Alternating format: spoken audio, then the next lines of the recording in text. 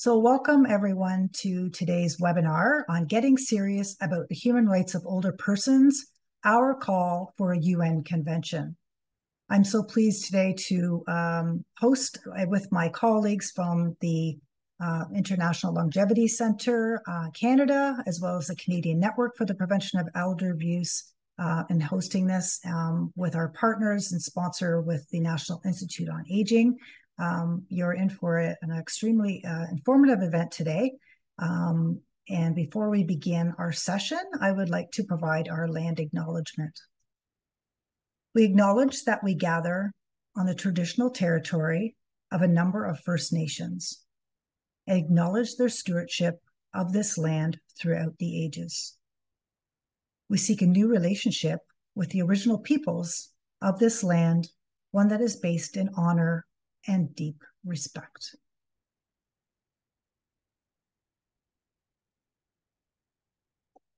Just a few logistics for the webinar today. This will be a listen only, meaning that microphones will be muted for the webinar, but we do encourage you to post your comments and ideas if you have anything that you would like to share during the session that our speakers are presenting in the chat box.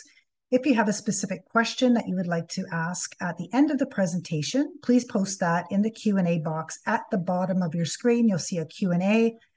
It makes it easier with us to track those questions if you put those there versus the chat box. And we may do a reminder if you accidentally post it in the chat box. Just helps keep things in order. As I mentioned, we have our ASL interpreters with us today. To make it a little bit more visual for those who want the ASL larger, there is a little grid box at the top of your screen in the right-hand corner. You can choose the speaker view or gallery view, depending on how you want to choose the layout for yourself on the screen.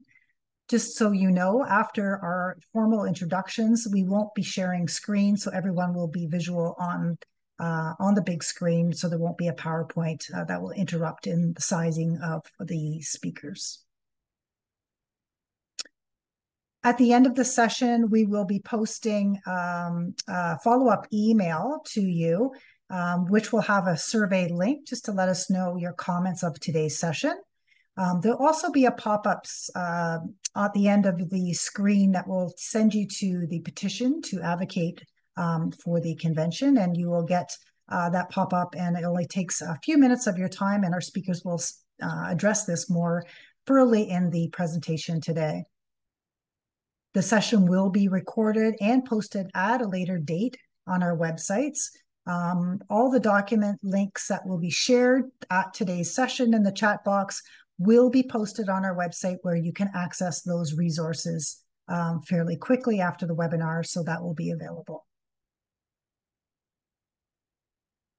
And just lastly, we do respect people's confidentiality at these sessions. So if you have a personal situation that you would like to talk to us after, please reach out to our organization at Elder Abuse Prevention Ontario or the Canadian Network for the Prevention of Elder Abuse at any time. And we'd be pleased to assist you in a confidential manner about your circumstances that you may need further support in.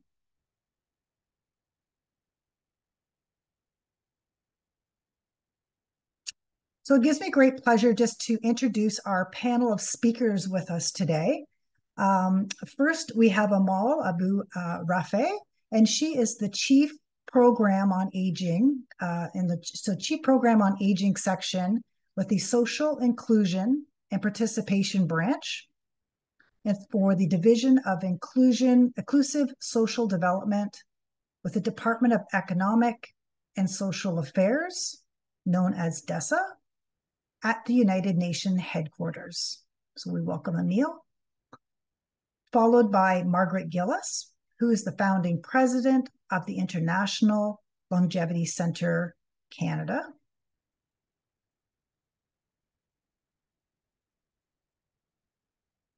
We also have Margaret Young, who is the founder of Age Noble. She's also the chair of the Global Alliance for the Rights of Older People.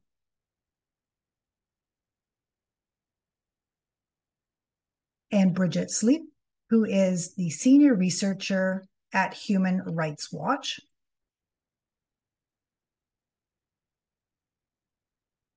And we also have us joining with Frances Zanoden, and she is the International Federation on Aging with that organization. And we also with the Grey Panthers and Seroptimists at the International, at the United Nations. And lastly, our CEO, Margaret Hayek at Elder Abuse Prevention Ontario.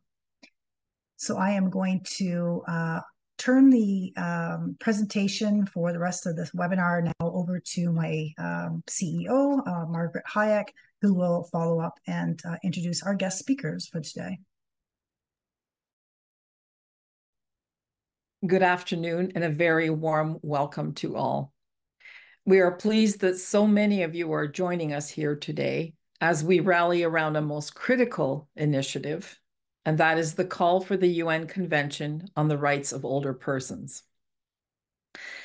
After more than a decade of research, forums, deliberations, statements, and reports, 900 in fact, it has been demonstrated that the current international framework has failed to deliver effective protections for the human rights of older persons. There are no internationally legally binding instruments that explicitly protect older persons from age discrimination. This insidious ism, ageism, directly impacts not only how older populations are perceived, but informs those policies that influence how they are treated, often with inequitable access to healthcare, social services, housing, and financial security reforms. We only need reflect on the impact, the staggering loss of life this demographic experienced during the pandemic. The UN Convention being called for by civil society will go far in combating ageism, dispelling the stereotypes of this being a homogeneous group. And it will significantly improve the quality of life of older persons, a quality of life they deserve. The existing treaties are not adequate. They are not. Improving accountability across all jurisdictions and helping older people live with dignity would be entrenched in this legally binding instrument and help safeguard against future violations of human rights. During this forum, you will hear from esteemed subject matter experts, advocates, and activists, all working tirelessly to advance the declaration of this convention, dedicated to protecting the human rights of older persons. Their insights and expertise, and those essential processes they will carefully explain, are intended to inspire you to join us as we mobilize for the UN's 14th open-ended working group this May. We would be remiss if we did not take a moment and recognize Dr. Elizabeth Podniaks in today's proceedings. In February, the global community working in the human services sector came together to mourn the loss of this boundless activist, researcher, and educator. Dr. Podniaks, the founder of our organization, was also instrumental in establishing both the Canadian and international networks for the prevention of elder abuse. She was a pioneer advocate who challenged us to remain unrelenting in our efforts to raise awareness of this pervasive societal intolerance of the fastest growing demographic. In 2006, Dr. Podniaks stood before the United Nations and spoke to the issue of abuse and neglect.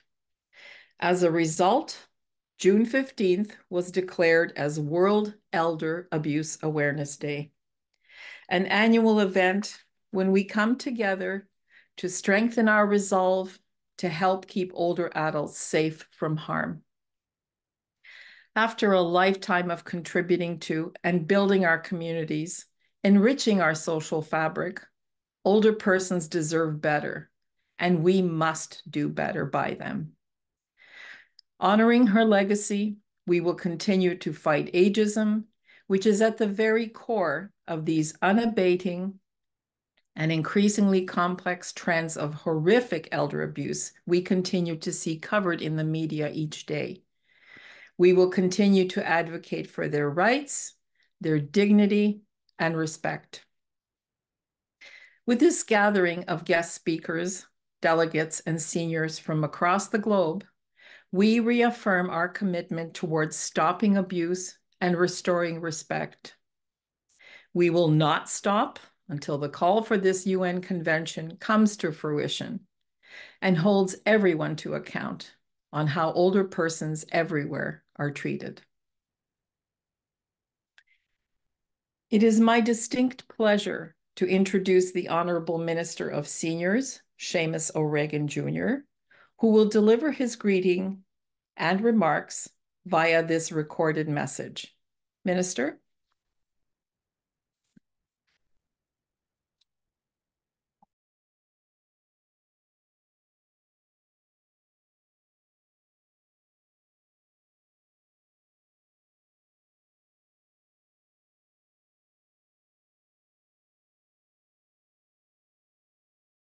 Hi everyone, Seamus O'Regan here, Canada's Minister for Seniors.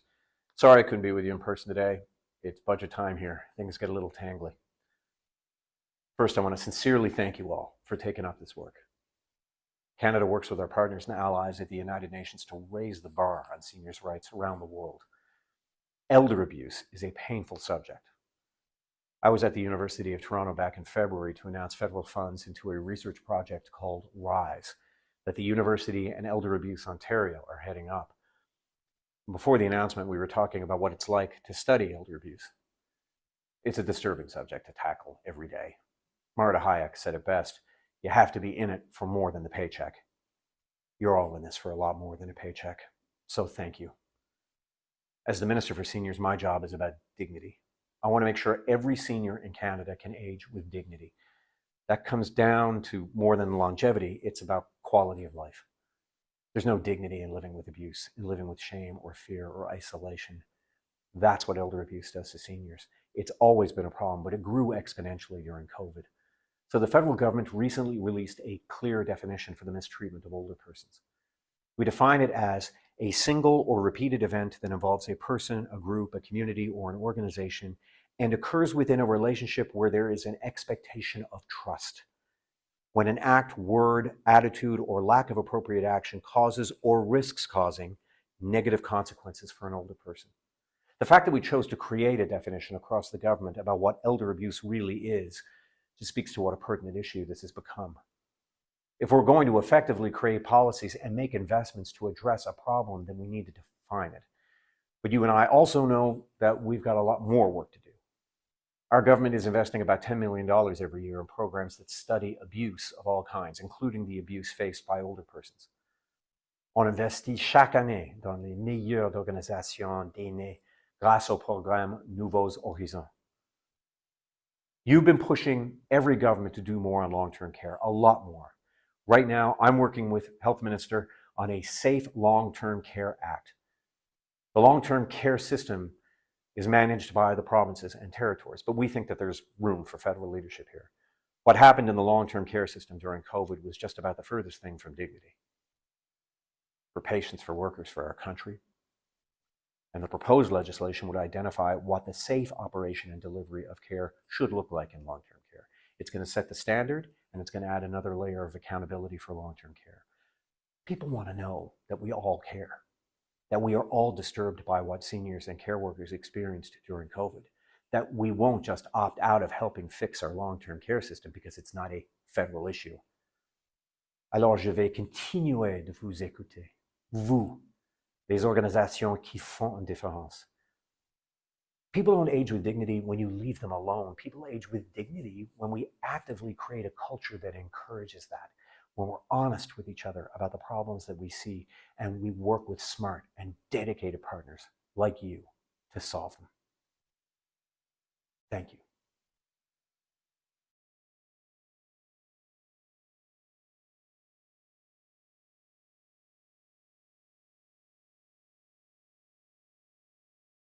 Marty, you have to unmute, please. Apologies. Thank you, Minister, for lending your voice to our cause, the commitment to advance the well-being of older Canadians. We look forward to standing together with you as part of the Canadian delegation attending the 14th session of the Open-Ended Working Group at the UN this May. To ensure that Canada is instrumental in helping this convention come to fruition, become a reality. As one of the founding member states, we as Canadians have an obligation to step up once again and keep making a difference. Our next guest speaker, the Right Honourable Adrienne Clarkson, the 26th Governor General of Canada, I am sure requires no lengthy introduction. Madam Clarkson's multifaceted career as an accomplished journalist, author, broadcaster, and distinguished public servant is known to all Canadians. Madam Clarkson is the honorary chair of the National Institute on Aging. A Privy Councillor and a companion of the Order of Canada, Madam Clarkson is universally acknowledged for having transformed the office of the Governor General, leaving an indelible mark on our nation's history.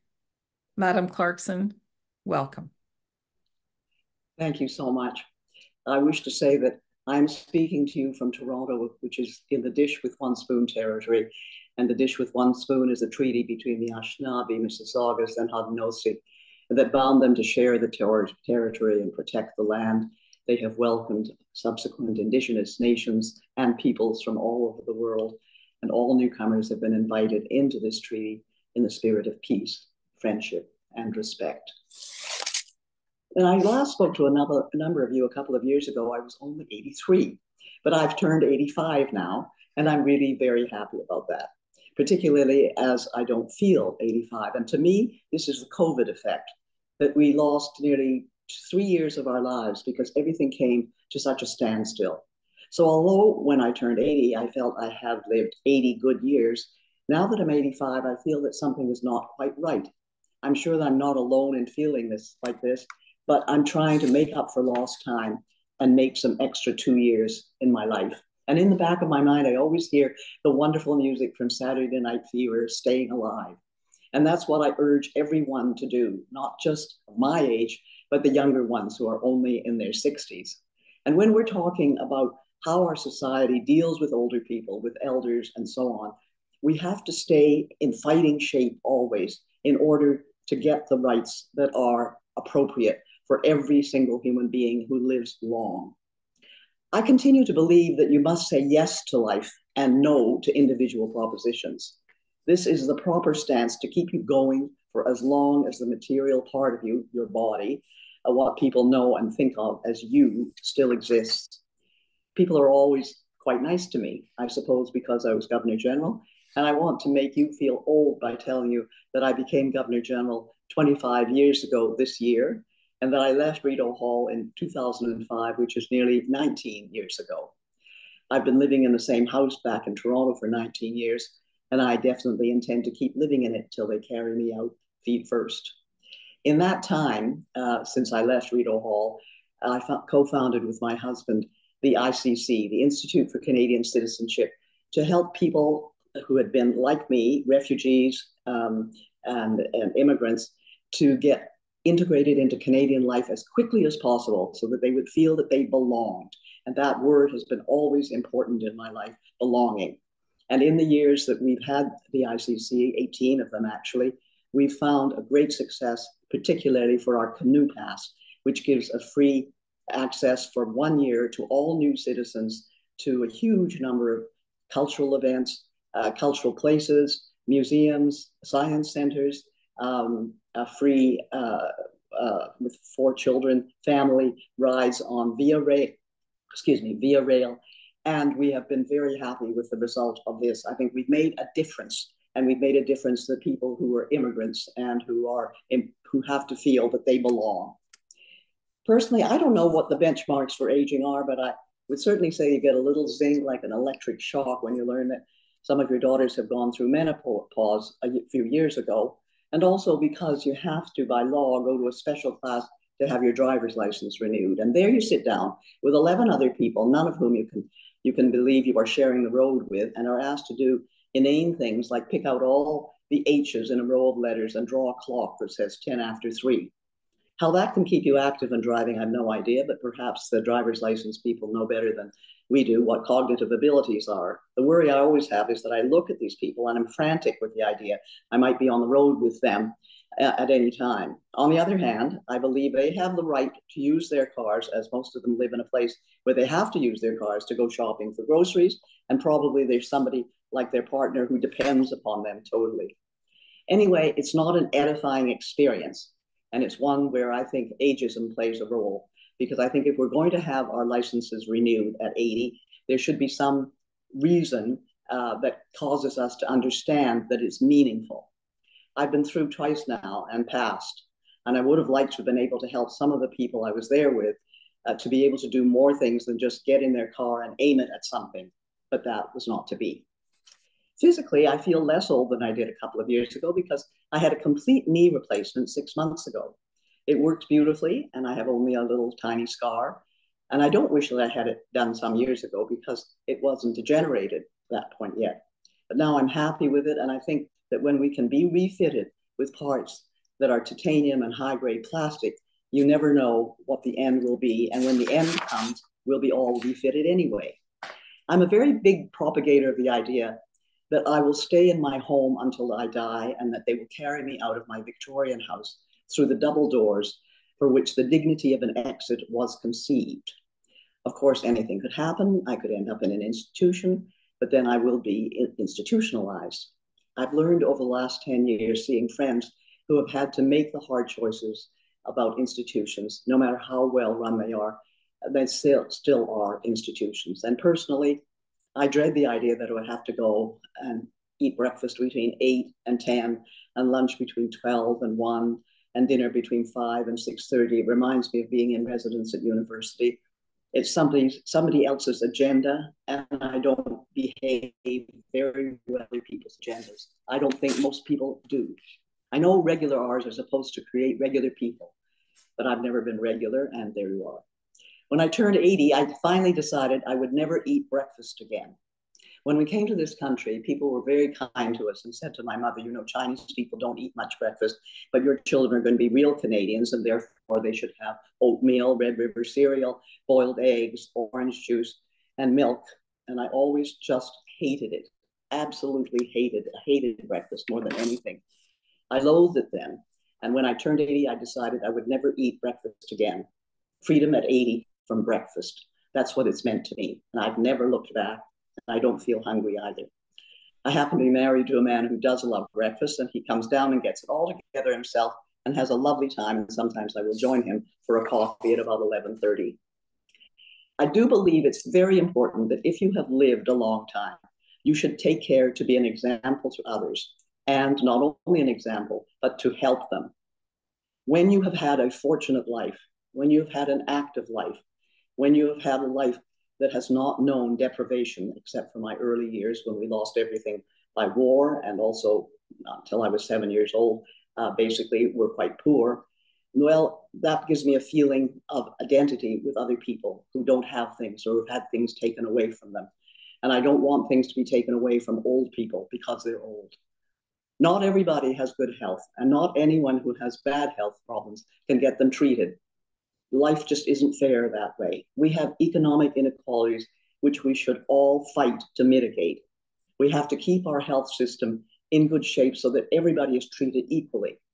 More on that later. But I think personally, we should always have rules. And one is take care of yourself. I'm making that really as an appeal. Give yourself dignity always. Make sure that your personal grooming is not only adequate, perhaps better than it ever was when you didn't have the time, and when you were flying out in the morning to go to the office, take the kids to daycare, or perhaps doing your makeup in the subway or combing your hair. And I believe me, I've seen that in the past. And I think you should dress every day as though you were going to have somebody join you in your house for lunch or tea, and that you should eat properly, because although you may not be much, you are all you've got. I personally rather like people to drop in on me. And now that I can take appointments from my home and so on, people my age have time on their hands, I'm always very happy to have somebody ring the doorbell. I think we should do more of that. They do in smaller communities, and I think we should do it in bigger communities. I think I'm quite alone in this, because I have friends who are horrified at the idea that somebody might drop in suddenly on them. But long ago, I gave up the idea of having homemade cookies on hand and fresh flowers all over the place. I really would rather see the person who's presenting themselves at the door with their dog just because they felt they liked to see me than worry about being house proud. And when I was a little girl, I used to be quite delighted when the Fuller Brush man came by, or the Avon lady, and I was always sorry that they didn't want to speak to me, because they always said, "Is your mother home?" Another hint I would give is, please don't have a television in your bedroom. It's very bad for you to watch TV before you go to sleep, especially lying in a prone position. It breeds passivity, and also it's not a good thing, especially to look at the news before you go to bed. And if you have any trouble sleeping, that's not going to help. I don't think personally that when you are older, you should listen or watch the news more than once a day. Say a total of 20 minutes to a half an hour, and that's a lot, because I'm assuming that you'll also read the newspaper or parts of the newspapers, one or two of them, and magazines will also come your way. And that's the reality that's digested, so that you should let that happen to you. Let the reality of your days be your engagement with life. Let yourself walk at least 5,000 steps a day, and definitely find a way to do it. There are wonderful walking sticks. There are walkers now. And any physiotherapist will show you how to use them properly, so that you not only have the ability, the stability of sticks, but you work your core and you work your arms as well. In your community, whether you live in an apartment building, a rental, or a condo, or a house, get involved with your community. Get to know your neighbors. Get involved with your residents association, because they'll give you the opportunity to do the most important thing that you can do as you grow older. Fight. You can fight because the snowplows have left too much of the mess on the sidewalk, so you can't get through. Join people to demonstrate at City Hall about it, or write letters. Residents associations mean that you get to meet the people in your community, or in your condo group, or your apartment rental group. There's always something to fight in big cities, especially like Toronto, where I live. Right now, I'm currently involved in fighting to keep Ontario Place from being turned into a spa owned by Austrians, for which the Ontario residents will have to pay upwards of $250 million for $250 million for parking on a formerly completely public space that was put in by the wonderful Conservative Premier John Robarts for the people of Ontario. I remember taking my little girls there when it opened. It was the most exciting place, and it was all for us, and it was all free. Also, more importantly, the destruction of the Ontario Science Centre and its move to Ontario Place, quotes unquote, where it will probably be maximum half its size and be taken out of the community of Flemington Park, where it has established itself and served that public for the last 55 years. Most important is the masterpiece of one of our greatest Canadian architects, Raymond Moriyama, whom I knew well and whose autobiography I wrote an introduction to. And you learn how he had become interested in architecture while he was in an internment camp as a Japanese Canadian during the Second World War. He came out of all that sorrow and suffering and abuse to create beauty. And as he lay on his deathbed, he was reading headlines that said his wonderful science center, honored all over the world, listed by the World Monuments Fund, was going to be torn down, and that the ravines of Toronto, which was built, was going to be made into housing.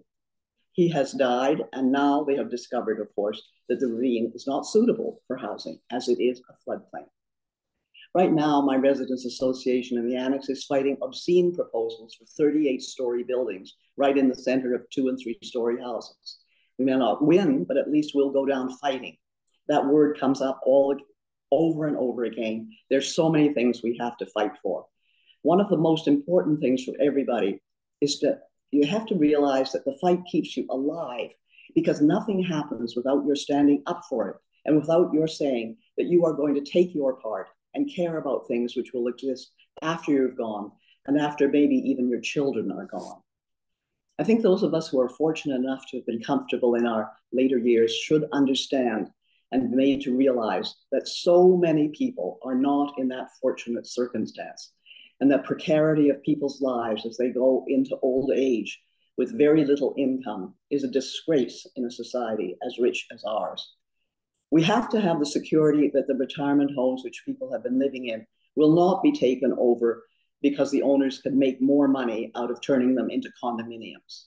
These private retirement homes should be regulated so that this cannot happen, and so that people who are dependent upon being in them do not have to be moved because the profit motive of the owners is greater than the care that they are providing.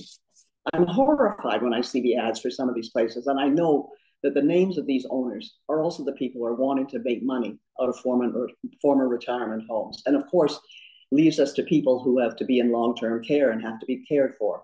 We do not have enough nurses or professionals to look after people in long-term care. They make low wages, so it's very difficult to retain staff.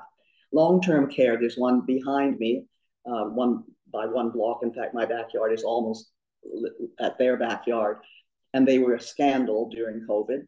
Long-term care providers are working many, many long hours. Long-term care must remunerate their nurses at the same rate as the hospitals do. And the government must regulate the staff to resident ratios. Long-term care is an essential part of our health system, and we have to tell the government that it is. Of course, all of us basically would like to stay at home until we die. We know the statistics. People want to do that. But how can they do it? So it makes it very difficult. City bylaws mean that groups of people affiliated as friends who want to live in one house are facing terrible barriers where they're going to be regulated as rooming houses, and they have to do things like put up fire escapes and have standards that an ordinary house would not have. There are all kinds of things that prevent people who are simply a group of 3 or 4 friends, widows say, who want to live together. We have to be able to be sure that people can tap into the value of their existing homes, perhaps looking at European systems like the French one, which is called a viager, where people sell their homes to other people while they're alive, and rent is paid to them on a very fair basis and regulated by the government. It is very important, I think, for all people to know that they can and will be looked after by the people in their country whom they have voted for, whom they have helped personally.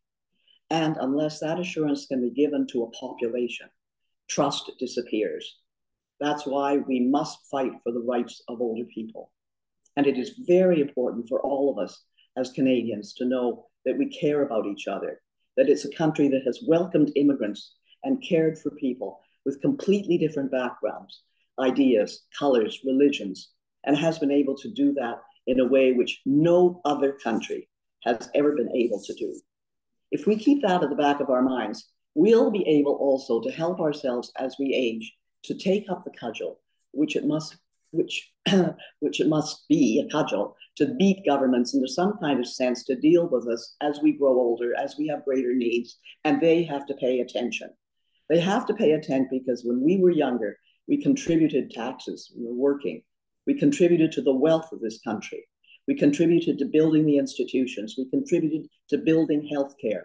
We contributed in our way, every one of us, through our jobs, through being parents, through helping to run things, to take part in volunteer organizations. And remember, Canadians volunteer more than any other countries in the world ever do.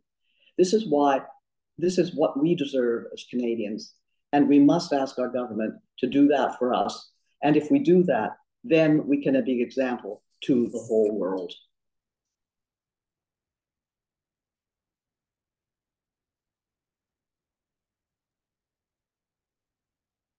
Thank you, Madam Clarkson, for your inspiring address and for sharing your tips on crafting a good, rewarding lifestyle, one that also takes care of others around us in the process. Listening to your passionate commentary on how much older lives matter because we continue to contribute to the well-being of our society resonates with us all. Your call to fight for what is right empowers us to fight even harder for what we believe. Thank you for joining us today and for sharing your thoughts.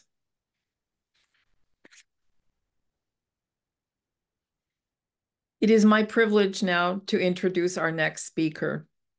Amal Abu Rafe joined the United Nations in 2001, working in the areas of social policy, sustainable development, and demography, and is currently Chief of the Program on Aging in the Department of Economic and Social Affairs in New York. She serves on the Secretariat of the General Assembly's Working Group for the purpose of strengthening the protection of the human rights of older persons. We're delighted that she was able to join us here this afternoon to share her insights about the important work currently being done at the United Nations. And more importantly, how can we contribute to its successful outcomes? This is our UN 101. Welcome, Amal. Thank you so much, dear Marta, for the kind introduction. It is a pleasure to join you all today. And for those celebrating Eid al-Fitr, I wish you a joyful and blessed holiday filled with love, peace, and happiness. At this point of today's webinar, I invite you all to join me on a journey to uncover 4 facts and myths surrounding the United Nations engagement with the rights of older persons. True or false? The human rights of older persons are a relatively new topic at the United Nations. This is false. In fact, it is as old as the Universal Declaration on Human Rights back in 1948. The Declaration is a milestone document in the history of human rights, but it is not perfect. When it provided a foundational framework for the protection of human rights, it failed to explicitly mention age. That did not go unnoticed. At the time of the adoption of the Declaration, the question of the rights of older persons was first raised by Argentina. The delegation submitted a draft resolution entitled Declaration of Old Age Rights. Let's travel back in time, 76 years ago, and listen to parts of the statement delivered by Argentina. I want to maintain the integrity of the quote, so I'd like to ask you and ask myself to remember that this reflects the linguistic conventions of the era, which often employed man as a generic term to encompass all of humanity. This document, and this is the beginning of the quote, this document is meant to be a constructive contribution towards nobly smoothing man's path in the final stages of his life and saving him from abject poverty at a time when his strength is failing and when he is deprived of aid of the family or legal institutions responsible for his protection. It is an Argentina contribution to the solution of these problems and one most noble in its origins.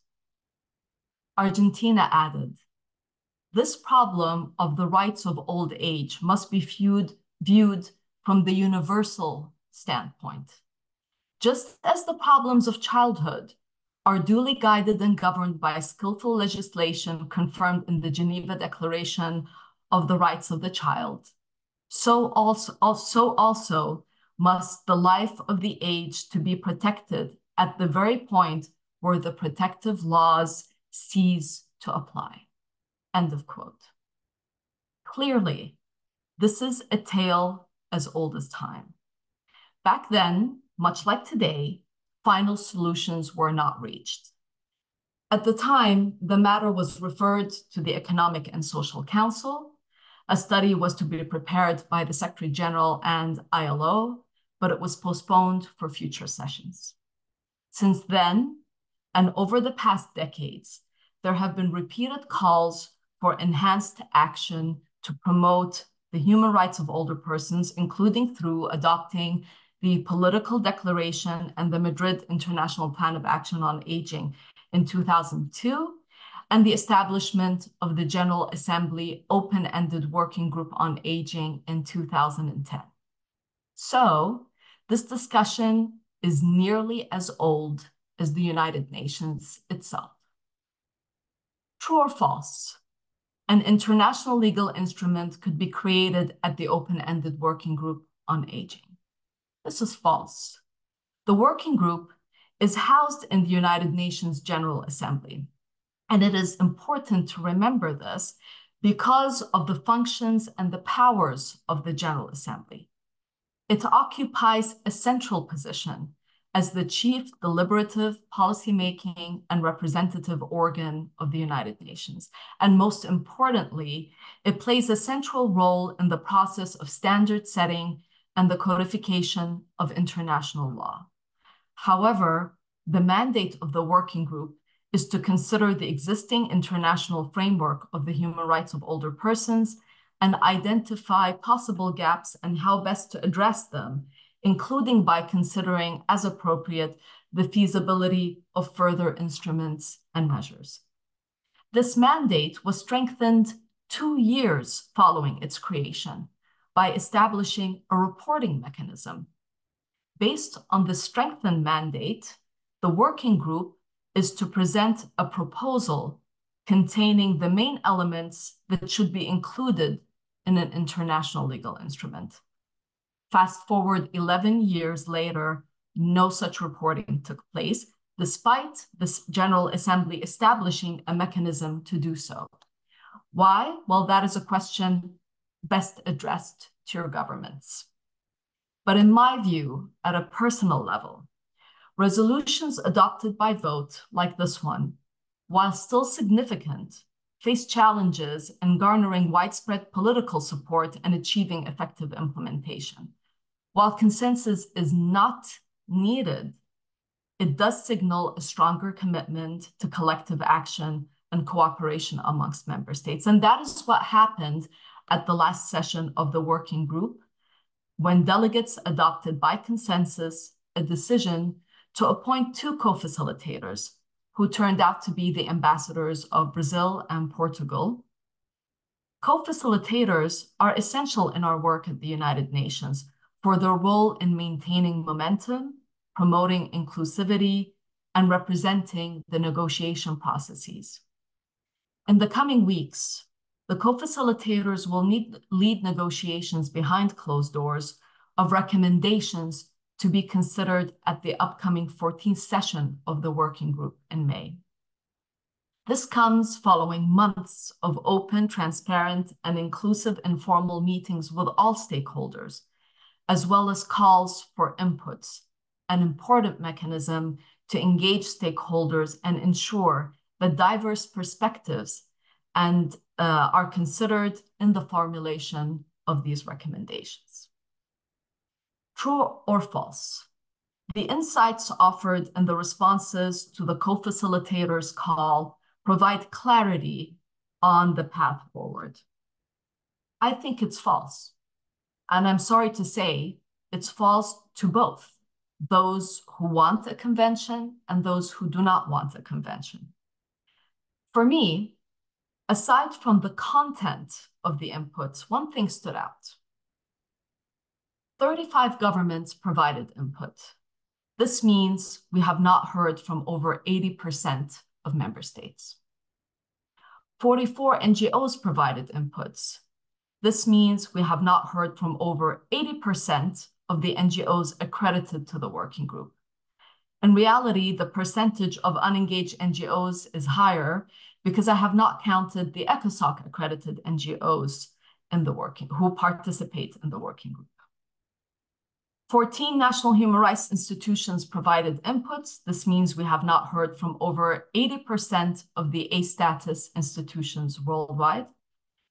And upon self-reflection, which those of you who know me know I love to do, within the United Nations system, only WHO responded. And if I recall correctly, their position did not address the High Commissioner on Human Rights call to, and I quote, move expeditiously towards developing and adopting a coherent, comprehensive, and integrated human rights framework, close quote.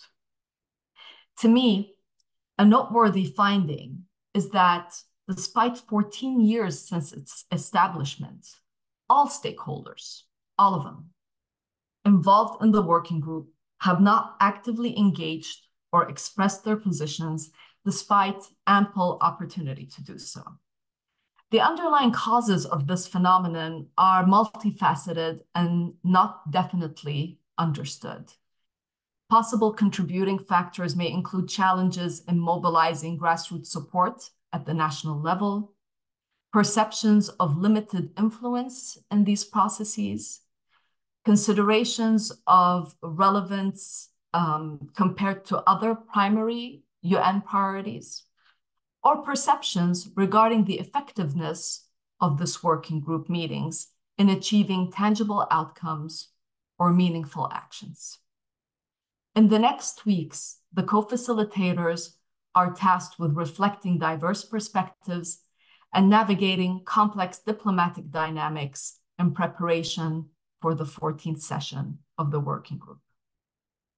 And finally, true or false?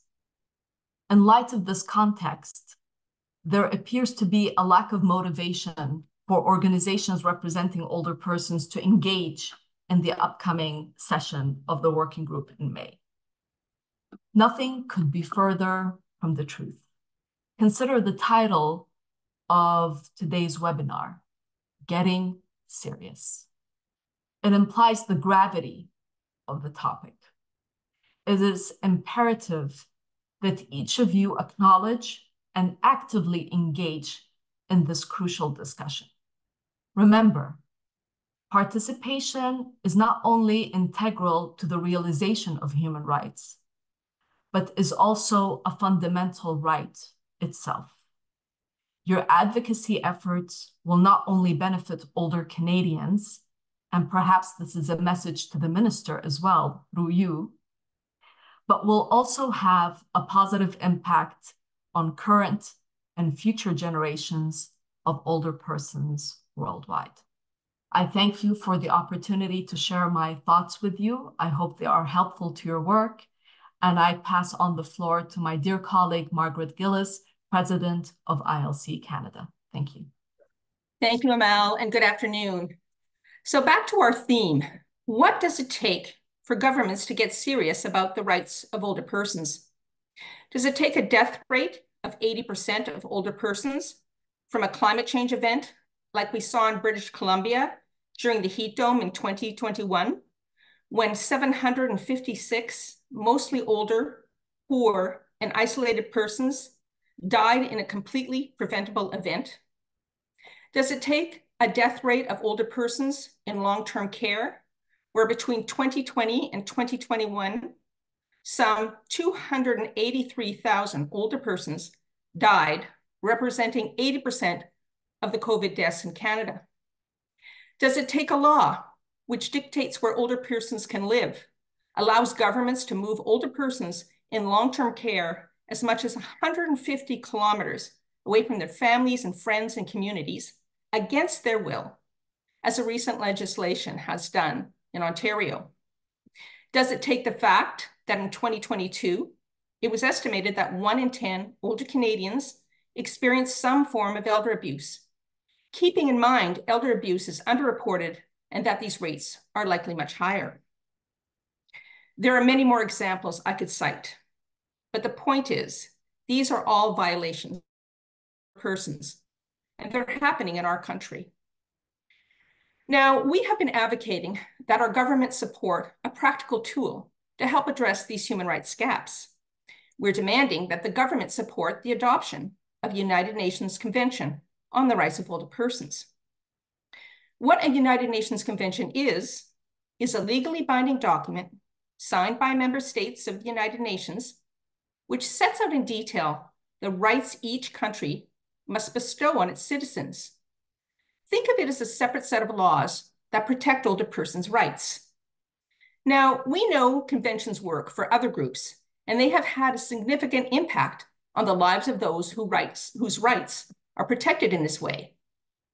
Think about the increase in accessibility that has come out of the Convention for Persons with Disabilities, or the drop of child labor by 1/3 since the inception of the Convention of the Rights of the Child, or the Convention on Women, which has resulted in law reforms such as the Canadian Domestic Violence Family Courts. So why don't we have a convention on the rights of older persons? For the last 13 years, there have been yearly discussions at the United Nations Meeting on Aging, which Amal told us about, concerning the rights of older persons.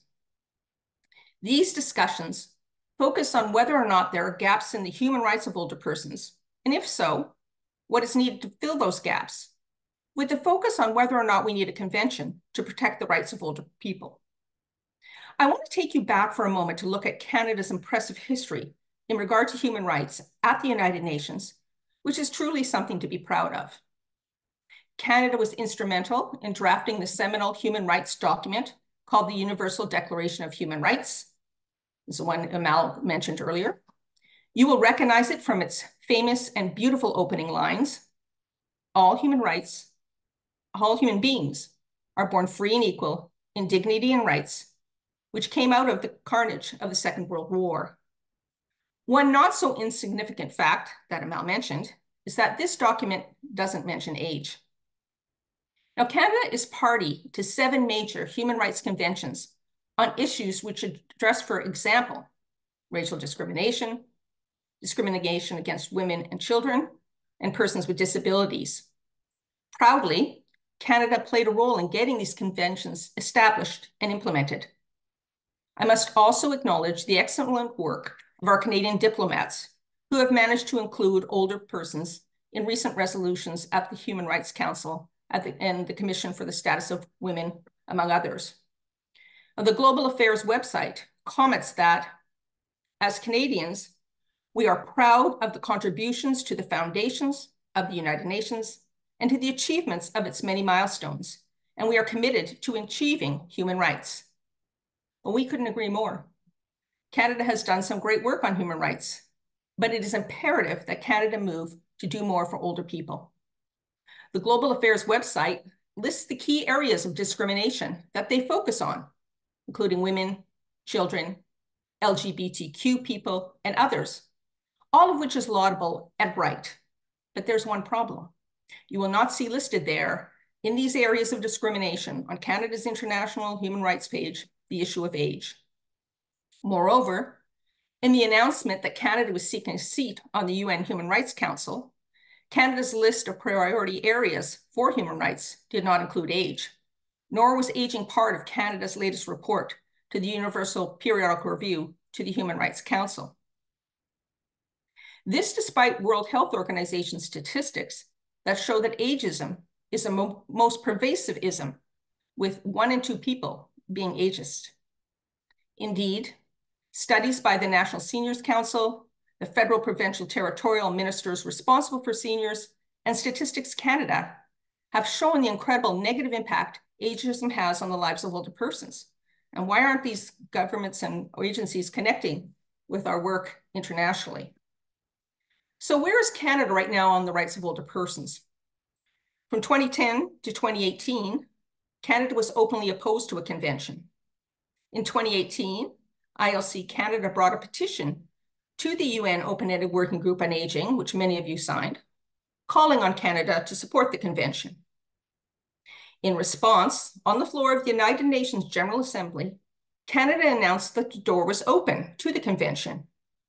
But here we are, 6 years later, hearing the same thing. The door may be open, but Canada hasn't stepped through.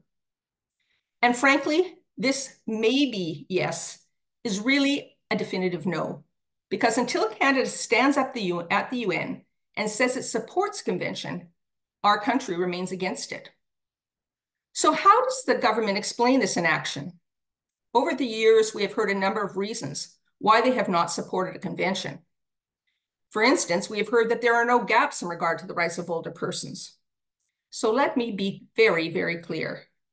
The 700 plus older persons who died needlessly in the BC heat dome is a human rights gap. Indeed, Human Rights Watch called out the governments of BC and Canada for their inaction.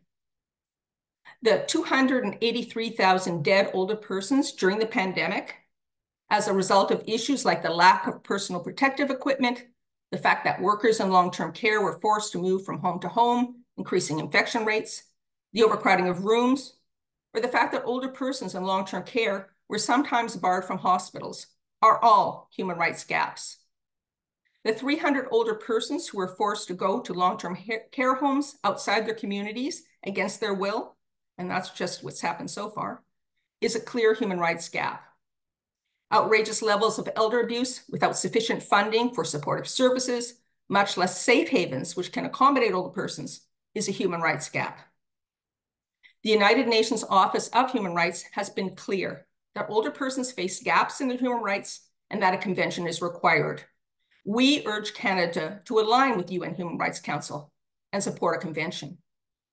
Now, these human rights gaps, which we have seen being experienced by older persons, have been clearly described and verified in discussions at the UN meeting on aging for the last 13 years.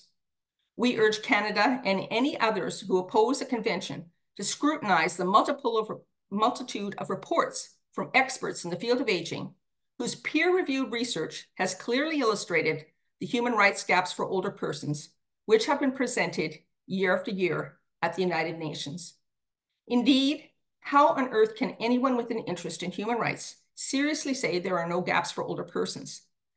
How can aging not be listed as a priority for Canada for advancing human rights?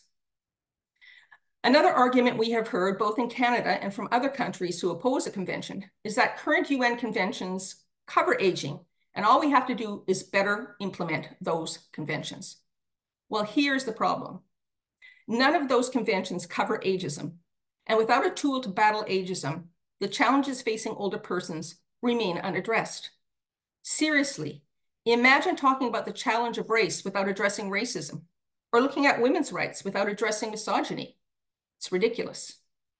So when you examine if these other conventions have ever been used to address older persons' human rights, you will see that they rarely do. In fact, many do not mention age as a basis of discrimination. Saying there are no gaps in the human rights of older persons or that they are addressed by other conventions is simply not true. So Canada, we are proud of what you have done for human rights for others, but your work is not done. Canada needs to step to the forefront and be in the vanguard of the rights of older persons. Now, there is some hope. Last April at the meeting on aging, Canadian NGOs made up 1/3 of the new civil society members at the UN. This is what it is going to take. We need to present in large numbers, and so we hope to make these numbers grow this year. Last year, we saw the first time a Canadian minister attend the UN meeting on aging, when then Seniors Minister Kamel Kara attended. It was the first time Canada hosted an event for member states at the meeting, something it does at all other UN events. Indeed, Canada's UN ambassador, Bob Ray, hosted the event, noting the increased number of Canadian participants and commenting that this is how we make social change. He has been a great supporter, by the way.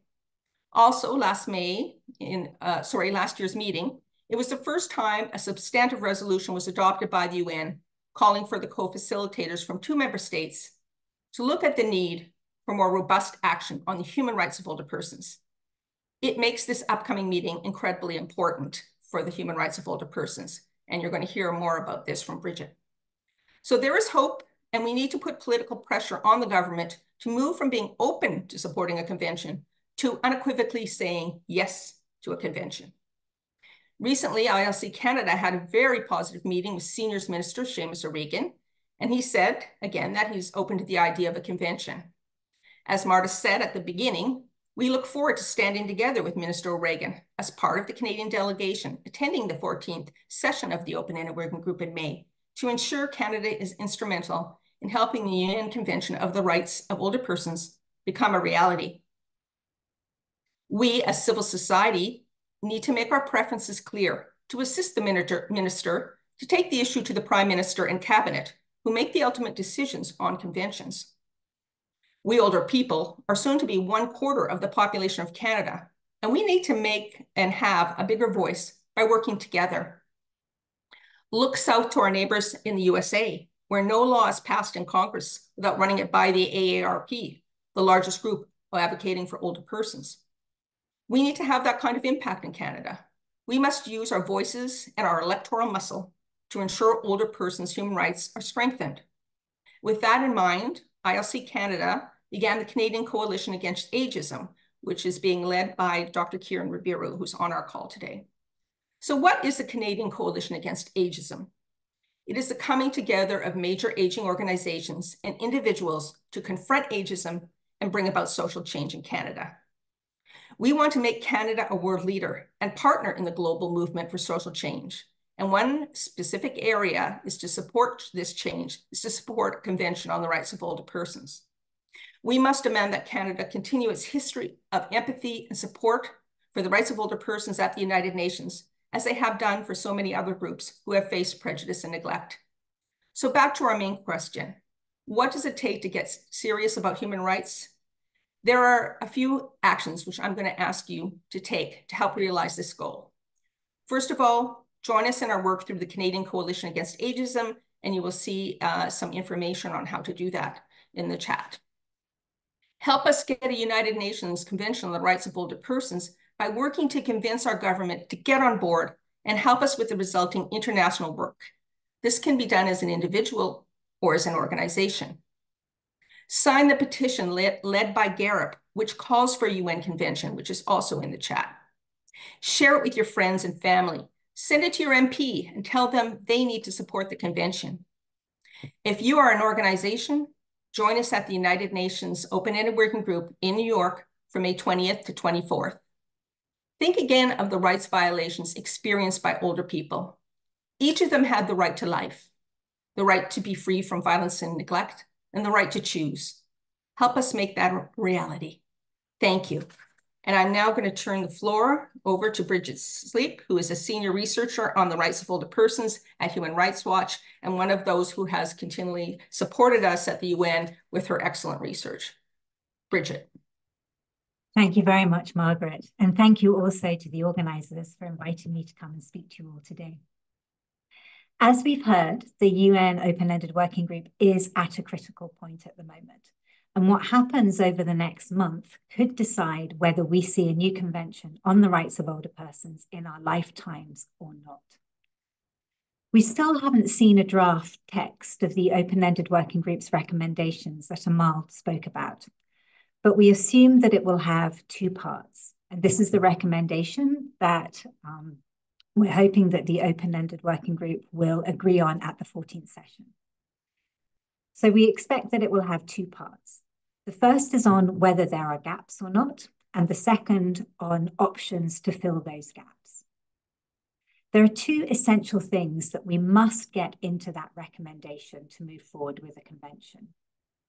The first is, yes, there are gaps in protection of older persons' rights in the international human rights framework. And the second is that a convention on the rights of older persons is included as an option to address those gaps. It doesn't have to be the only option, but it has to be one of them. So recognition of the gaps and a convention as an option. After all the evidence that we have heard about the violations of older people's rights during the Open-Ended Working Group, this sounds quite a straightforward thing. But of course, as you can imagine, it isn't. There are states who say there are no gaps, and so we don't need a convention to fill them. There are states who say the gaps are only because existing human rights treaties are not being fully implemented, and all we need is more implementation of those existing treaties and not a new convention. There are states who say we do need something new to fill the gaps, but not a convention. And there are states who say there's no consensus on the need for a convention yet, so it's premature to suggest one. Including a convention in this recommendation, therefore, is not a given at all. And so much is at stake. Our current government representatives in capital cities or in New York may not have followed the Open-Ended Working Group from the start. They may not be aware of the gaps in protection, and they may not have detailed information about the limitations of other options other UN mechanisms that have been put forward to address these gaps. These other options include using existing human rights mechanisms and creating new ones, such as a UN declaration or optional protocols to existing international human rights treaties. These other options could contribute to better respect for older persons' rights, but both individually and collectively, they would not systematically cover the comprehensive range of rights, nor provide the legally binding obligations, guidance, and monitoring system that a convention would. Take first, for example, the use of existing international human rights treaties. The two international covenants on economic, social, and cultural rights and on civil and political rights apply to older persons as they do to everyone else, and so do aspects of other human rights treaties. We've seen some attention to the rights of older persons by these treaties monitoring committees, also known as treaty bodies. For example, the CEDAW Committee's general recommendation on how the Convention on the Elimination of All Forms of Discrimination Against Women applies to older women. However, attempts to articulate how rights apply to older persons in these types of general recommendations or comments have been few in number, limited in scope, and dispersed across different treaties. Older persons' rights may or may not be a priority for any particular treaty body. Treaty body members may have no expertise in older persons' rights, and any future general comments would be developed by different treaty bodies at different times without a coherent or systematic approach. Attention to older persons' rights within the treaty body reporting process is also fragmented, and we've seen bias towards certain rights. For example, the Human Rights Committee, which monitors the implementation of the International Covenant on Civil and Political Rights, has only mentioned older persons 32 times in its observations and recommendations to states. This is an improvement, given at the time of the first session of the Open-Ended Working Group in April 2011, they had only made 3. But even so, compare these 32 to the 236 mentions to date by the Committee on Economic, Social, and Cultural Rights, and you see a strong bias towards economic, social, and cultural rights over civil and political ones. And just to put these numbers in perspective, 32 mentions by the Human Rights Committee is a mere 0.3% of all their observations and recommendations to states. 236 by the Committee on Economic, Social, and Cultural Rights is only 2% of theirs. So older persons' rights remain virtually invisible in the current system. And when older persons are mentioned, too often they are just one of a long list of so-called vulnerable groups with no specific attention to how their rights are being denied or recommendations on how states can address this. But what about new mechanisms other than a convention? UN declarations, for example, can be important measures of international solidarity and consensus, but they rarely provide states with specific guidance or outline state obligations in any real detail. Declarations are not legally binding on states and have no reporting and monitoring system to support implementation. As such, as soft law, a new declaration on the rights of older persons would provide states with no additional obligation or incentive for implementation beyond the existing soft law documents that we already have, such as the UN Principles for Older Persons. A further option is an optional protocol to an existing international human rights treaty. Optional protocols can be useful ways to address emerging issues that weren't considered at the time of the drafting of a treaty. However, rights relevant in older age are spread across the full range of international human rights treaties, with the exception of the Convention on the Rights of the Child. And so optional protocols could be required to each of these treaties. The development of so many optional protocols would be time-consuming, done at a varying pace, be drafted by different bodies, and so further entrench the fragmentation of rights protection that already exists.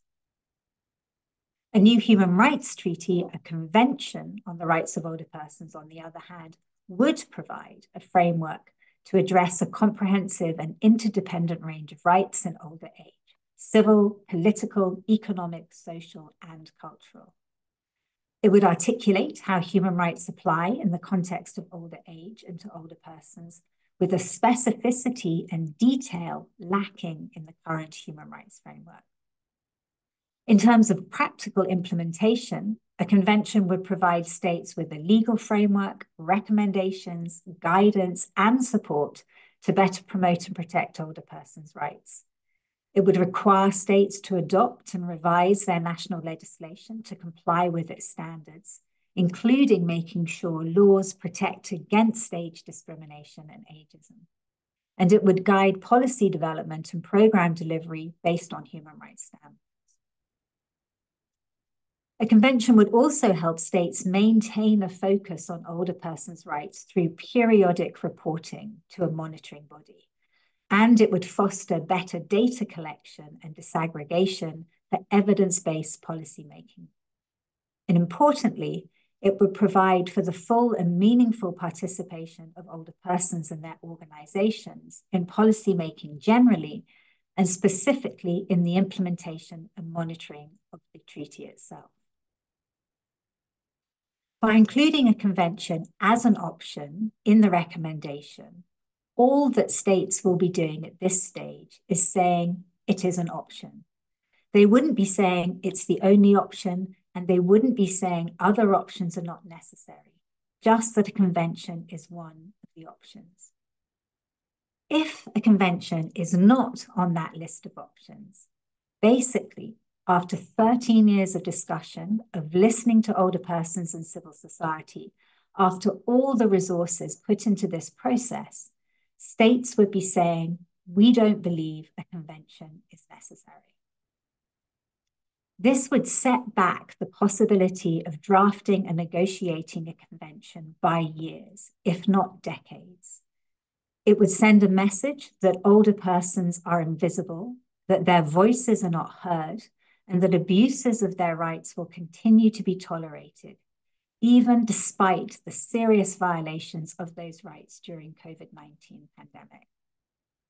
Not including a convention as an option would also disregard the increasing support for one among member states and ignore the conclusions of the UN Secretary General, the UN High Commissioner for Human Rights, the independent expert on the enjoyment of all human rights by older persons, as well as the treaty body members and UN bodies who have been briefing states as part of this intersessional process over the last year. States who support a convention need to make their voices heard in the negotiations on this recommendation. They need to support and defend the inclusion of a convention as an option. And those states who don't feel a convention is necessary in their own particular national context shouldn't block or oppose the inclusion of one. By refraining from blocking a convention, they wouldn't be committing themselves to anything at this stage, but rather they would be keeping the door open to the possibility of comprehensive human rights protection for older persons today and many years to come.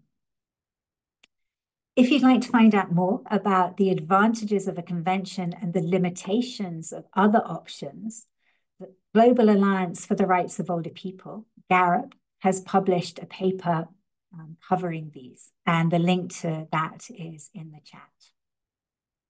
And with that, it now gives me great pleasure to hand over to the chair of GAROP, the Global Alliance for the Rights of Older People, Margaret Young. Margaret, the floor is yours. Thank you, Bridget. So It's really rewarding so far in terms of our panelists sharing with us why a UN convention, both in Canada and worldwide.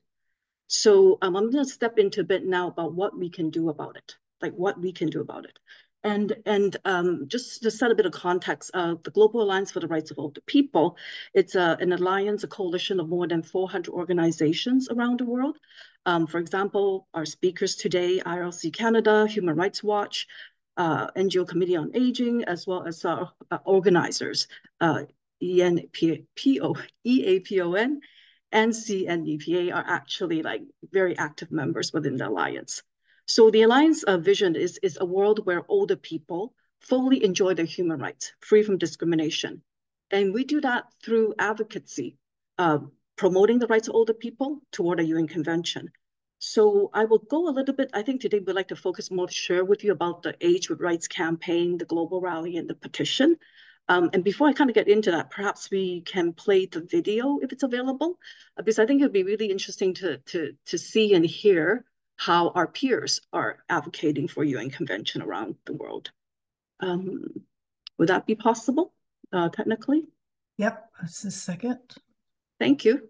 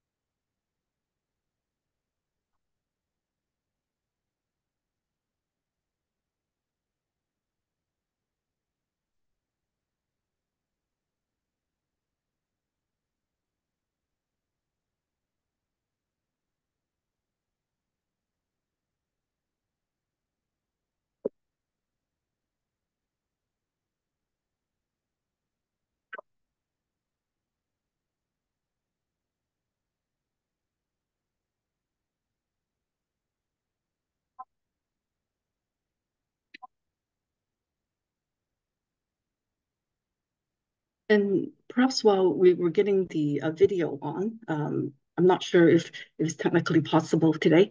And if not, we can put it into the link to the chat box, because I think it's really, or maybe include it in a subsequent follow-up email, because I think it's a really wonderful examples of everyday older people organizations championing for the rights of older people and for UN Convention. So the Age with Rights campaign, as it stands, was launched in 2021, just after COVID. Through the experience of COVID, even though there was a policy paper that was developed at the UN about, for older people and what we need to do for older people through laws and programs, and that included, a line about human rights of older people. But really, we felt that, mobilization in a public way, with many voices, diverse voices, is what we need. So we've launched the Age with Rights campaign. And the branding of the rally cry, Age with Rights, came to be through the input of our members. Some of whom were, on the call today, provided great input. And it has deep meaning. So first, it's centered on human rights and the fact that no matter where we are, older people are rights holders. It shifts the paradigm really from, from service recipients to, rights holders. And it also shifts the paradigm of service providers to duty bearers. So really centering that on that human rights piece. Secondly, as we know, aging presents different opportunities and challenges, and we want to ensure that rights protection and promotion are presented and codified because they're unique to that life stage. And especially now we have the growing narrative on aging. It is really even more imperative that we set the foundation of a convention so that, as, our younger generations grow into their, in their 20s, and even the toddlers get into the longevity narrative of 100 and more, that we have that foundation to support us to continue look at what human rights need to look at that point. Next, it's really around the fragmented and inconsistent coverage of human rights in law and practice today. So we want it to be centered on age with rights. And the other reason why we really like this rally cry is that, human rights is a life course experience and a life course rights. And so therefore, with age of rights, we're hoping that someone who's younger can actually see that as they age at a younger age, that they have rights, but more importantly, that can help them bridge into the future to understand and see about older age and rights in older age. So there are several components of the Age with Rights campaign that's open to everybody. Does not have to be a Garrett member, even though we'd love to have you as a Garrett member. And so, for example, there is the video campaign that we do before the open-ended working group on aging sessions, Human Rights Council sessions, as well as the International Day on Older Person. So it's really an opportunity for older people to speak up in their own voice and their own way, what it matters to them, and what they wish to see in human rights protection, the gaps that they experience, and to call for a UN convention. We have advocates, younger advocates, organizations also participating in the video campaign. We also have the hashtag, which you see in my screen background, hashtag Age of Rights. And what's been really powerful is to really gather momentum in the movement building when it comes to amplifying our voices on Age of Rights. We have the global petition, which has been mentioned a couple of times already today, and it's really meant to make visible the global support, be it at the national level or in the whole world, on human rights of older people and on the UN Convention. The petition is not one time. We're going to run it at least until the end of this year, or maybe onto next year, early part of next year, to really support and help member states to see, hey, we have a movement and it's growing. So one of the challenges I put out in the other rallies is, if everyone who's on today, which we have, I think, 156 or so at this point in time, if we can all support the petition and then send it out to at least 20 people or more within our network, and ask them to do the same, because we really need to have that multiplier effect. We really need to create that awareness within just the general public. Right. So, and I know that organizations are actually embedding Age of Rights campaign and the petition in other ways, and I'll share that in a little bit. And then, of course, there is a global rally this week. So this week, just about 4 weeks before the open-ended working group on aging, is what we dub as the Global Rally Week. We started that in 2022. And the reason why we started is that while we're all doing great work around the world on advocating for older people, the human rights, we thought that it would be really powerful if we can all come together, have a big moment before an event where member states get together. And we felt that positioning it just before the open-ended working group, it's a great opportunity. And if you go into Twitter and punch in, hashtag Age of Rights, you'll have a chance to see all the different activities that are happening globally. And the rally really has 3 key objectives. One is to create public awareness, because as we know, not everybody might be aware of or on board yet, right, relative to human rights of older people. So we want to create public awareness and onboard more campaigners. And we want to use this global rally to call on governments to actively support participation at the open-ended working group on aging, have the government representatives from the capital participate, as Margaret Gill has mentioned earlier, and to support and to start drafting a UN convention. So, when we first started the global rally in 2022, it was 1 day. And then we got feedback, oh, it's not enough. That's why we grew to a whole week. And last year's global rally, we reached more than 2.8 million online through social media. So that's quite a statement to the growing momentum. We're not there yet. We need to do more, but it's really encouraging to see the momentum. And I'm really happy to see that as a Canadian that, we have this momentum in Canada building. And thank you for the good work that everybody on this call is doing.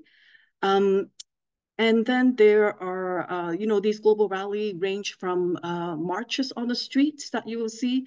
So like last year in Canada, there was a social media campaign on ageism.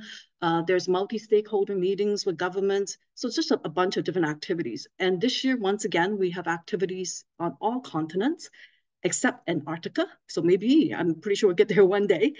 And a virtual summit is tomorrow. It's kind of like the capstone event where we invite governments and activists to speak from their perspective about human rights of older people and the convention. In addition to these activities, as part of GARA, we provide tools and support together with the input of great folks like, Bridget, who expertise, and others whose expertise really help us on the, framing the human rights lens. And then making it easy for us to advocate on an everyday basis. So we have those type of resources, as well as template letters to the governments and other toolkits. And we also fund activists, older campaigners, to attend the open-ended working group on aging session, as well as the sessions of Human Rights Council, so that the older people's voice are centered and heard in these intergovernmental forums, so that they are advocating for their own rights as well as rights of other older people. Over the past years, I really see the power of our will and impact germinate from a belief, right? We want this, we believe it's the right thing, to a global movement. And then there are ways to engage in this, movement, in ways big and small that we share today, some of the examples. And then, for example, there was another opportunity. I recently, through Age Noble, worked with an NGO in South Africa, who the NGO is really keen on inspiring active aging, very much to what Madam Clarkson was talking about earlier. So what we decided to do is see if we can put together an inspiring active aging and age rights campaign, so that we kind of illustrate the story of the older person, how when human rights are protected and uphold that through a UN convention, we'll get there.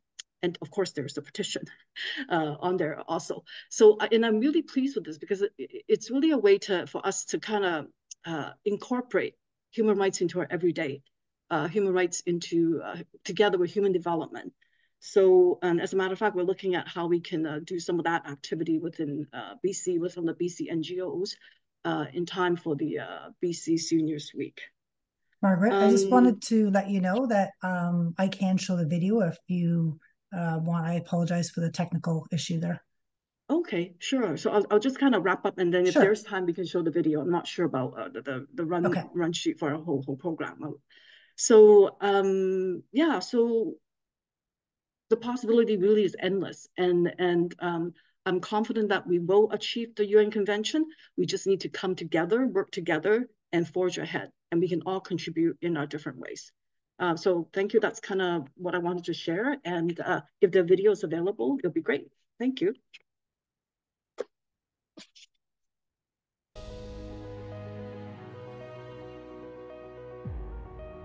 The human rights of older people around the world are not fully protected. Older people are often prevented from achieving their full potential.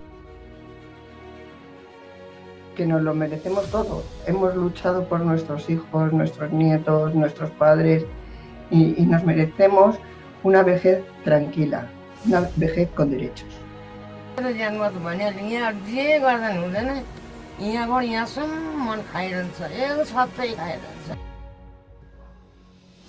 We need social protection.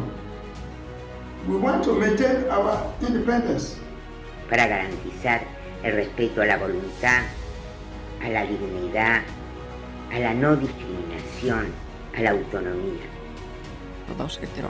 Пожилые люди не могут получить доступ к правосудию. Они социально не защищены. Age with Rights is a global movement. We call on governments everywhere to work together to draft a new United Nations Convention on the rights of older people. The time for action is now. Together we can change the world for older people today and give us all a better future. A convention must be drafted now. I call upon the international community to wholeheartedly support this Convention on Rights of Older Persons. Reclamar una convención internacional sobre los derechos de las personas mayores. Apeluję o solidarność tej kwestii i dołączam do społeczności. It will frame older persons as rights holders and not mere recipients of charity and welfare. By calling on your elected representatives and other community leaders to support the drafting of a new UN Convention on Older People's Rights. Age with Rights is protecting the future for all of us. Join the Age with Rights campaign now.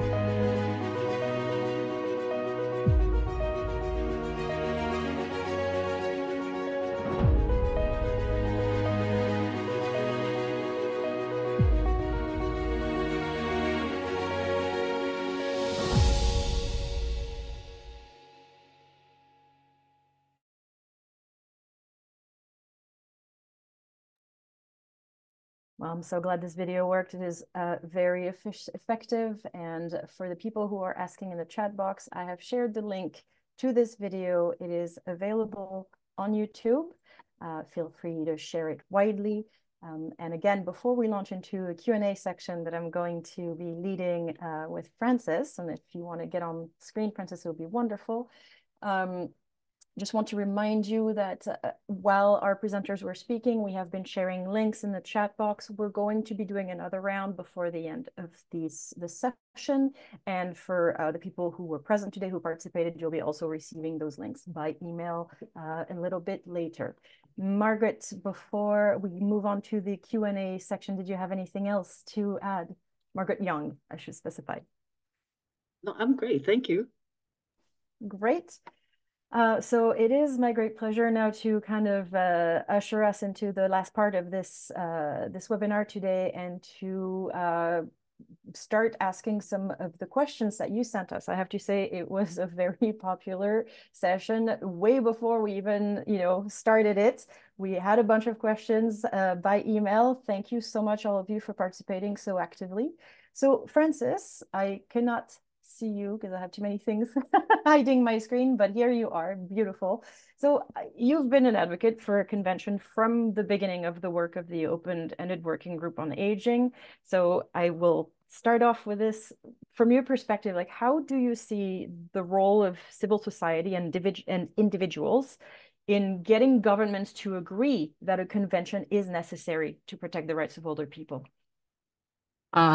Thank you very much. First of all, I want to thank everyone for this very, very important meeting. And I just want to start by saying that I am a lucky older person. I have good health.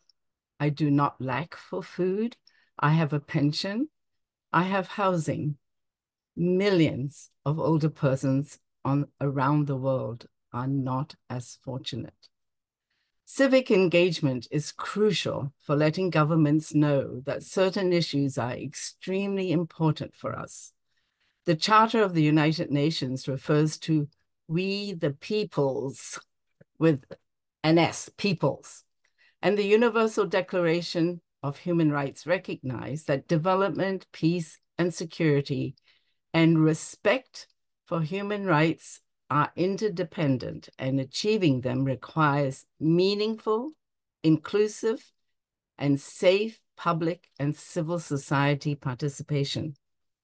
Participation in decision-making and policy discussions help forge a positive dynamic relationship between people and their governments when addressing legislation, policies, and programs.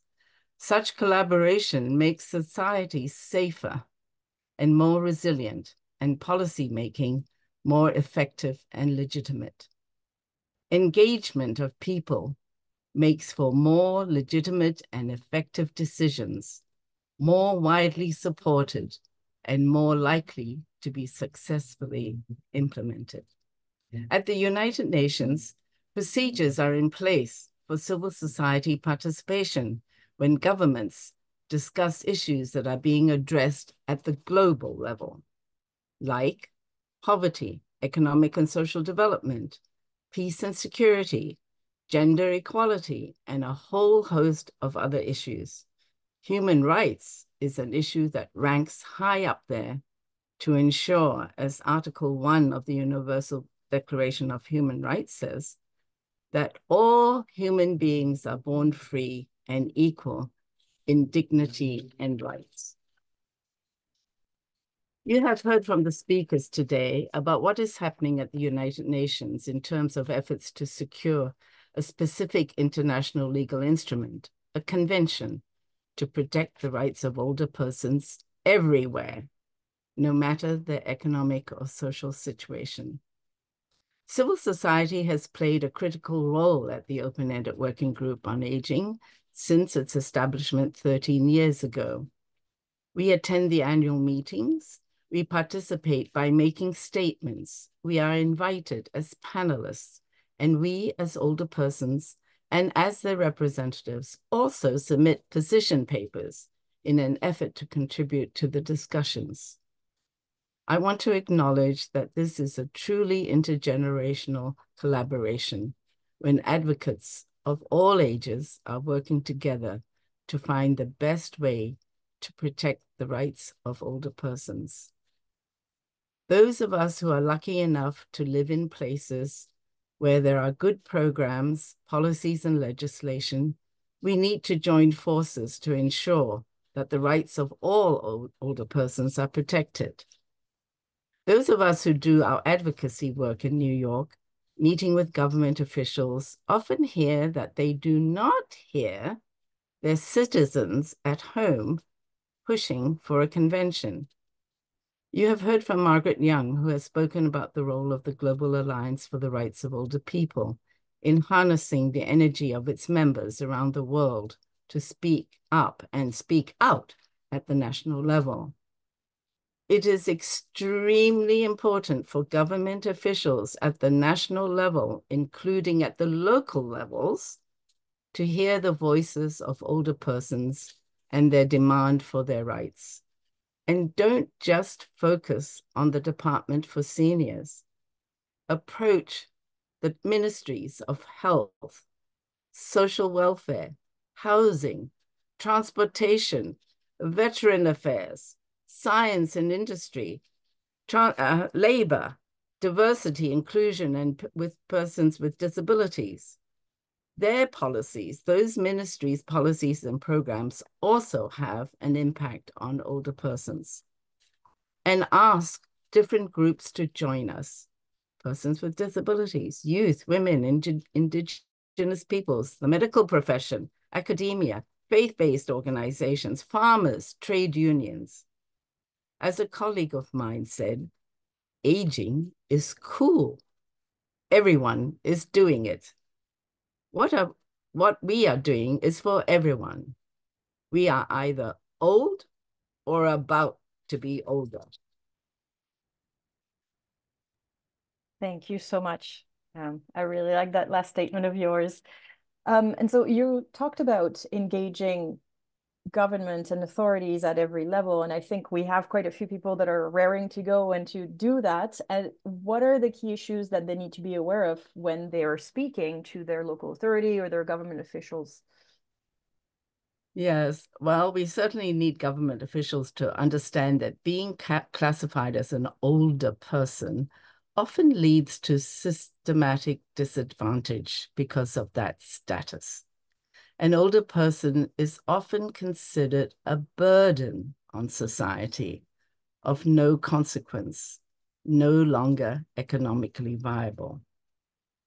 As the report of the High Commissioner for Human Rights on normative standards and obligations under international law in relation to the promotion of human rights of older persons put it, discriminatory, and I quote, discriminatory treatment is often based on ageist stereotypes and paternalistic or adverse assumptions about loss of capacity and inability to adapt or to learn new skills or even interest in doing so.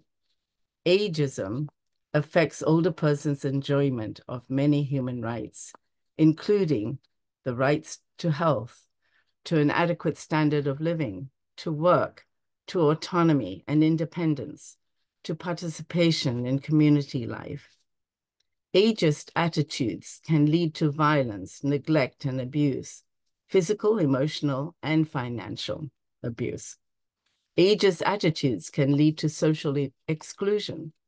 Ageism also can compound other forms of inequalities based on gender, disability and health status, ethnic origin, indigenous identity or migrant status, gender identity, and sexual orientation. We are demanding that we be treated as rights holders and not just considered as recipients of social benefits and medical rehabilitation. Not just in a few countries, but in all countries. Thank you. I'm sorry, I'm also monitoring the questions coming in right now at the same time, hence the lag. So right now, at this stage, we're not that far away from the next open-ended working group on aging. We understand what the stakes, how high the stakes are this year. What must we be aware of currently? Thank you. Just remember that no one will come out to say they are against the human rights of older persons. We want an international legal instrument that would protect all older persons around the world, no matter their economic or social circumstance. However, the decision by governments to have a human rights convention is a political one, not a substantive one. A decision in the context of the United Nations that is taken by foreign ministries, not the health ministry, not the housing ministry, not the social welfare ministry, not the seniors ministry. The line ministry, all of those, can push for a convention, but it is ultimately the foreign ministry that takes the decision. And don't forget that ratification of a convention means that governments will be monitored for actions taken. Not what the UN Secretariat is doing, not what we are doing, civil society. We're not being monitored once it's ratified. It's governments. So you can imagine how governments feel about that. Please note that this is a human rights issue, and many countries have ratified many other human rights treaties. Canada has a good record of upholding human rights and has ratified, for instance, other human rights treaties, including, and it's already been mentioned, the Convention on the Elimination of All Forms of Discrimination Against Women, the Convention on the Rights of the Child, and the Convention on the Rights of Persons with Disabilities. We must address and get our message across to all different ministries in order and push them to get the message to the foreign ministry. That's crucial. Thank you. And then I think yes, we have time for one more, and maybe we can even open it up to the rest of the group if anybody else wants to chime in. But can you summarize why it is so important this year for civil society action? Why are we, I mean, obviously we've been talking about this for several years now, many years, but why this year is it so much more important? Yes, as you've already heard from all of our speakers, the Open-Ended Working Group on Aging will be meeting from 20 to 24 May this year to consider intergovernmentally, and I'm quoting, this is UNE's, intergovernmentally negotiated recommendations that will have implications for the Open-Ended Working Group's existence, yeah. It's been going on for 13 years, and the Open-Ended Working Group has been addressing 14 focus areas.